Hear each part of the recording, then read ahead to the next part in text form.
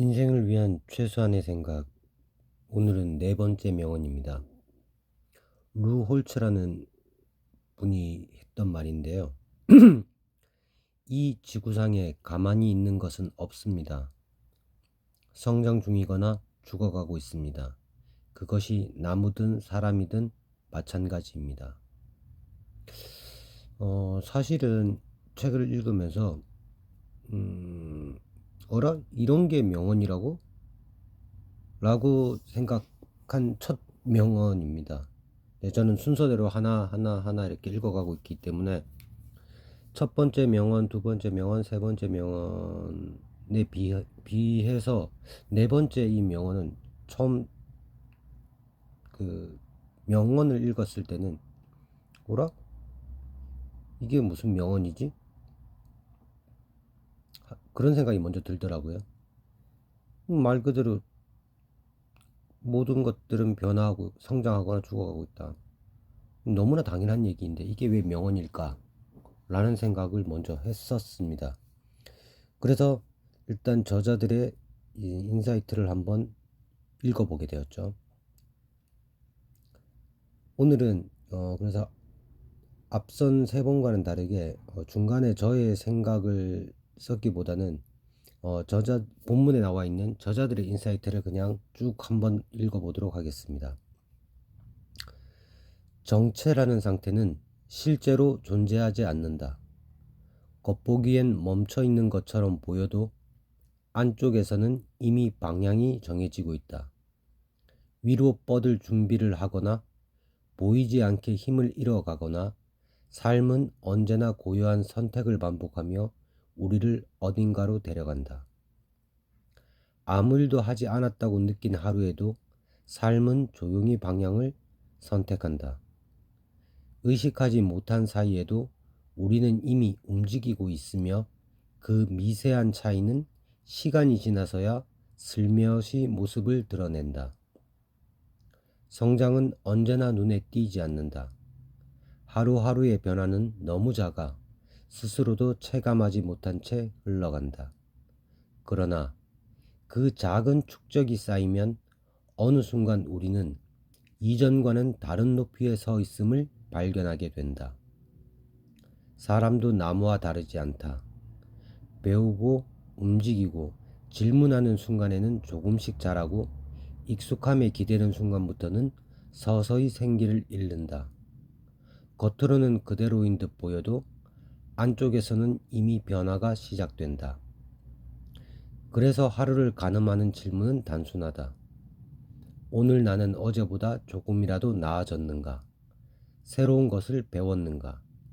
아니면 익숙한 것에만 머물렀는가? 그 대답이 곧 우리가 지금 어떤 방향으로 삶을 보내고 있는지를 말해줄 것이다. 확실히 저자들의 인사이트를 읽어보니 생각거리들이 스물스물 생기더라고요. 이번 네 번째 명언 같은 경우는 제시되어 있는 이 명언 자체를 읽었을 때 바로 직관적으로 이거다 라는 느낌이 오진 않았습니다. 하지만 오히려 이제 저자들의 인사이트를 읽으면서 저도 이제 저희 생각을 하게 되더라고요. 우선 정체라는 상태는 실제로는 존재하지 않는다. 뭐 당연한 얘기이긴 하지만 사실은 저도 그렇고 어떤 사람들은 동적인 것, 정적인 것, 이렇게 막 움직이는 것, 그리고 가만히 있는 것, 이런 식의 어떤 이분법적인 사고를 순간적으로 하게 되는 것 같아요. 하지만 저자들의 시각처럼 멈춰 있는 듯이 보이는 것마저도 사실은 그 안에는 움직임이나 어떤 변화를 내포하고 있다라는 것이죠. 그렇게 따지면 맞죠?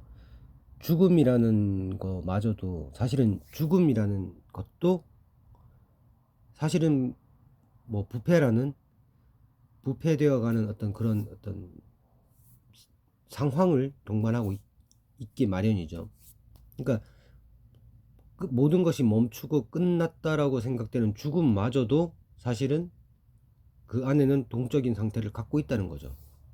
변화의 상태를 갖고 있다는 거죠. 그래서 아무 일도 하지 않았다고 느낀 하루에도 삶은 조용히 방향을 선택한다. 그렇죠. 내가 갈 방향을 내가 선택하지 않으면 또 주어진 어떤 그 환경, 상황, 그런 것들에 따라서 마치 지형지물을 따라 물이 흘러가듯이 내가 아무것도 선택하지 않았다고 내 인생에 아무런 일이 일어나지 않는 게 아니죠. 오히려 내가 아무것도 주도적으로 선택하지 않았기 때문에 나의 인생이 휩쓸려 가게 될 확률이 높겠죠. 그리고 하루하루의 변화가 너무 작기 때문에 스스로 체감하지 못한 채 흘러간다. 그래서 명언에서 얘기했던 것처럼 이 지구상에 가만히 있는 것은 없습니다 라는 말은 마치 가만히 있는 것이 있는 것처럼 보인다. 하지만 가만히 있는 것은 없다. 모든 것들은 성장을 하고 있거나 죽어가고 있거나, 나무든 사람이든 이란 표현은 모든 이 세상 모든 것들이, 이 물질 세계에 있는 모든 것들이 그렇다 라는 얘기겠죠.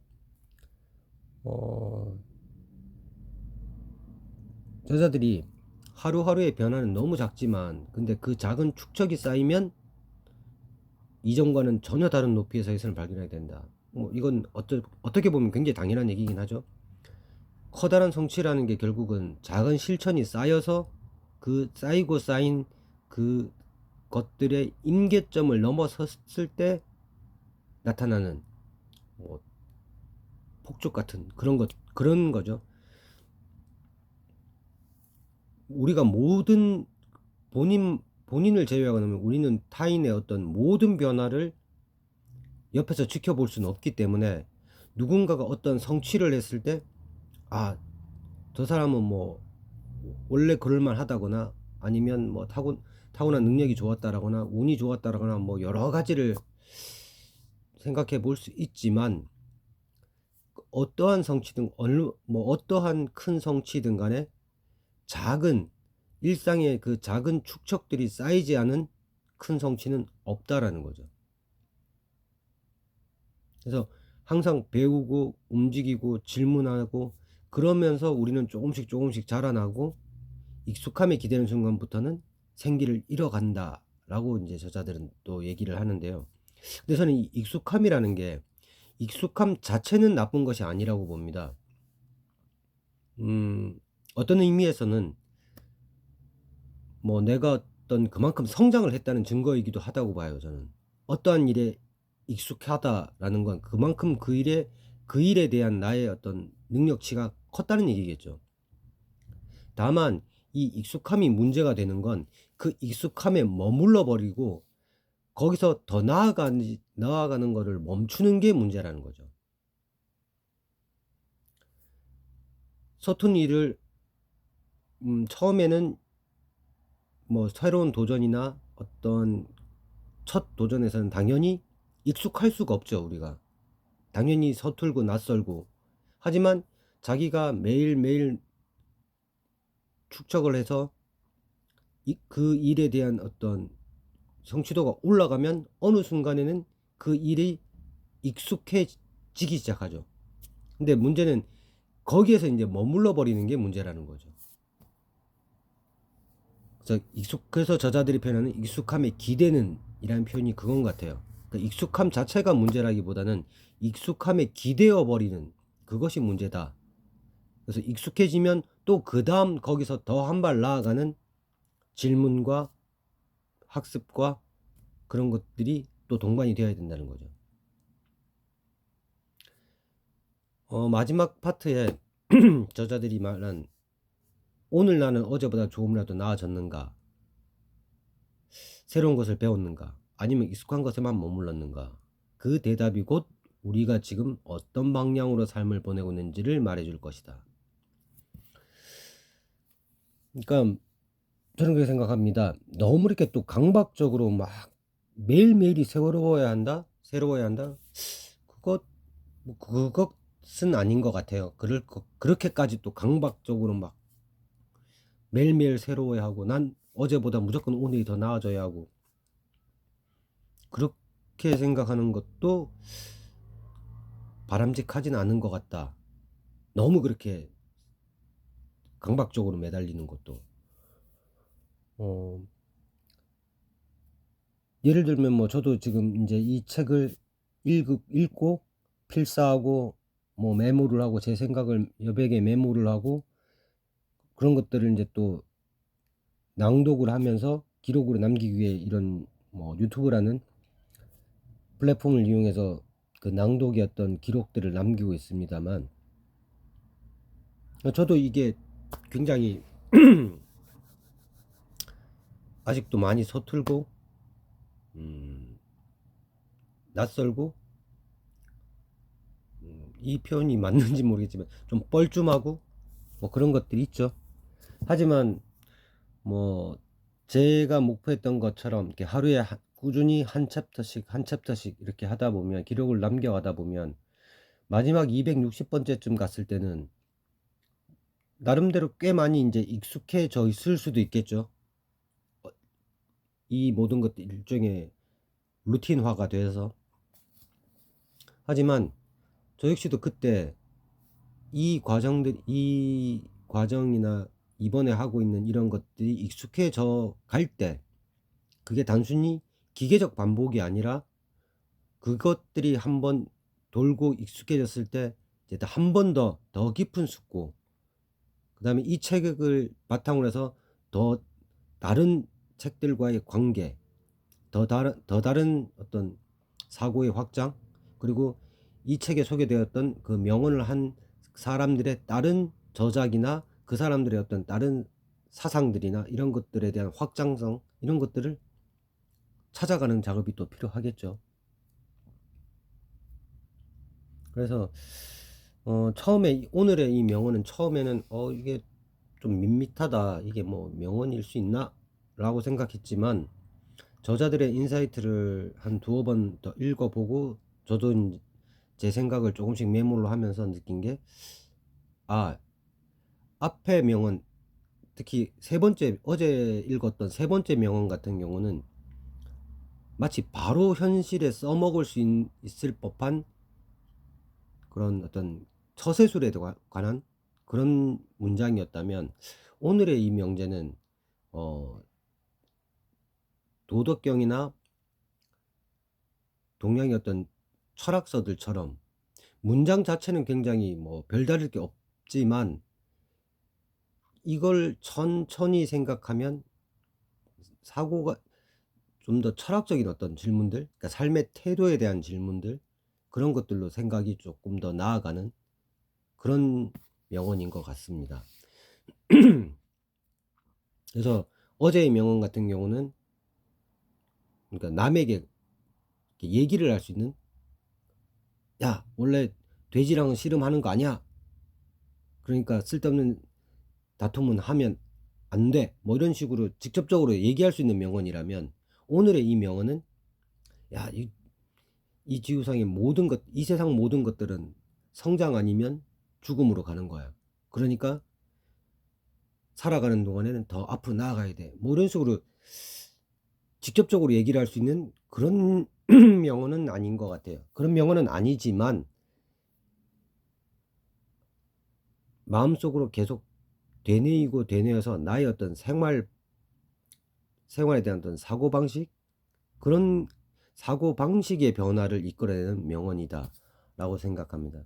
뭐 처음이라서 아까도 말씀드렸지만, 오늘의 제 낭독이나 저의 어떤 이 복기는 되돌아보면 말하는 저도 조금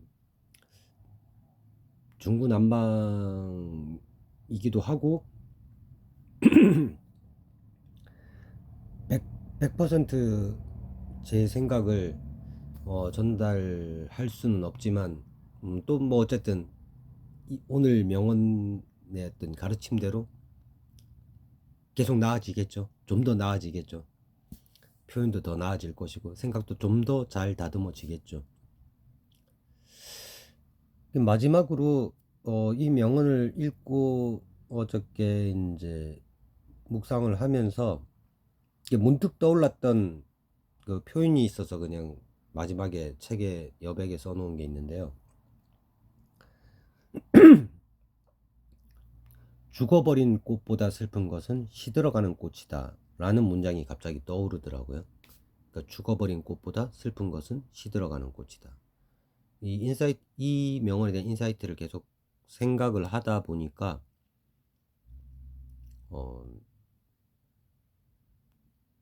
우리가 정말로 이렇게 딱 죽음이라는 그 이벤트보다도 사실은 정말 슬픈 건 살아있음에도 불구하고 발전하지 못하고 더 나아가지 못하고 더 어떤 자기 자신을 더 이렇게